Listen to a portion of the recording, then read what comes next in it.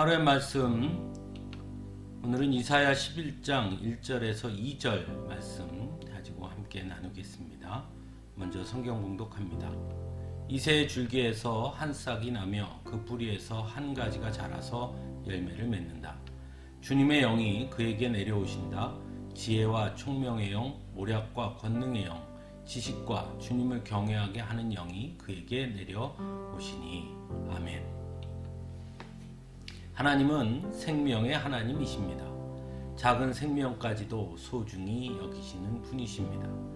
그래서 비록 상한 갈대라 할지라도 쉽게 꺾지 아니하시는 분이십니다. 죽은 것처럼 보이는 작은 뿌리에서도 새로움을 불러일으키시는 분이십니다. 그래서 하나님께서 임하시는 곳에는 생명과 언제나 새로움이 나타납니다. 세상의 시작 역시 창세기 1장에 보면 땅이 혼돈하고 공허하며 어둠이 깊음 위에 있을 때에 하나님의 영이 그곳에 임함으로 모든 생명과 창조가 시작되었음을 말씀하고 있습니다. 혼돈과 공허함, 절망과 어두움의 자리에 하나님께서 임하시면 새로운 역사가 일어나고 생명과 창조가 일어나게 된다는 것입니다. 오늘 이사야의 예언의 말씀은 하나님의 영이 우리 가운데 임할 것을 말씀합니다. 세상적으로 볼 때에는 아주 작은 가지이며 하나의 싹에 지나지 않아 보이고 볼품없이 보일지 몰라도 그에게 주님의 영이 있음을 말씀하고 있습니다. 예수님께서 이 땅에 오셨을 때 사람들은 나사렛 사람이라고 예수님을 우습게 보았습니다. 그래서 나사렛에서 무슨 선한 것이 나올 수 있겠느냐고 조롱하기까지 했습니다. 또한 예수님의 배경을 보고 예수님을 쉽게 여겼습니다. 예수님의 아버지는 목수였기 때문입니다. 소위 많은 교육을 받은 것도 아니었고 부유한 집안도 아니었습니다. 그래서 사람들은 예수님이 누구인지 몰랐습니다. 예수님 안에 하나님의 영이 함께 하심을 몰랐던 것입니다.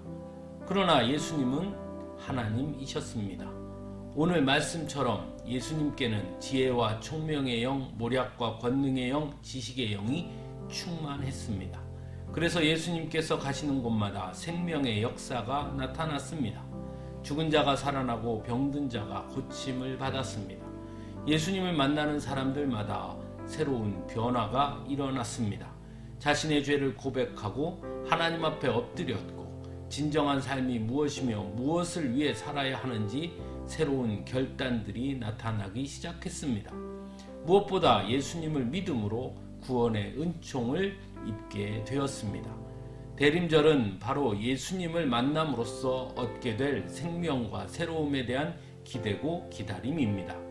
우리 주님께서 다시 오실 때 우리는 그분을 통해 영원한 생명을 얻게 될 것이기 때문입니다. 또한 그분을 통해 우리는 완전한 새로운 피조물로 변화될 것이기 때문입니다. 그래서 대림절의 기다림은 단순하고 막연한 기다림이 아닙니다. 그 기다림의 의미가 무엇인지 아는 자들의 기다림인 것입니다.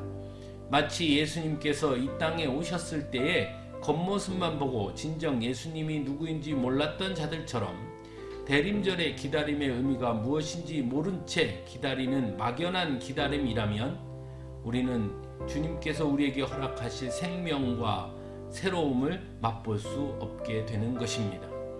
또한 우리는 지칠 수밖에 없을 것입니다. 사랑하는 성도 여러분, 우리가 기다리는 주님은 생명의 주님이고 우리를 새롭게 하실 주님이라는 사실을 잊지 마시기 바랍니다.